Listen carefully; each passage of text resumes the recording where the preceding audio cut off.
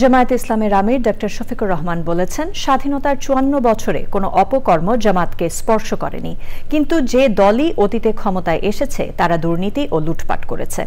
কক্সবাজারে বাংলাদেশ জামায়াতে ইসলামীর কর্মী সম্মেলনে তিনি আরও বলেন, জামায়াতে ইসলামী একটি মাত্র দল যাদের নিবন্ধন কেড়ে নেওয়া হয়েছে, যা এখনও নিবন্ধন ফিরে পায়নি। সে সময় ডক্টর শফিকুর রহমান বলেন, ২৪-এর গণহত্যার বিচার অবশ্যই আগে করতে হবে, তারপর অন্য কাজ।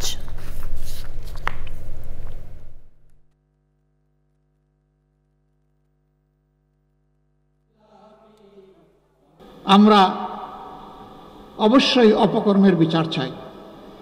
আমাদের কথা স্পষ্ট, সবগুলা খুনের বিচার হতে হবে। বিশেষ করে ২৪-এর গণহত্যার বিচার অবশ্যই হতে হবে। আগে বিচার, তারপরে অন্য কাজ।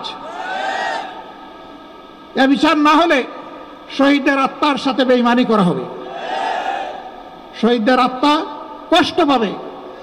যারা বুক চিতিয়ে দেশবাসীকে আজকে কথা বলার, সম্মানের সাথে মর্যাদার সাথে চলাফেরা করার পরিবেশ এনে দিয়েছে, আমরা তাদের সাথে বেঈমানি করতে পারবো না।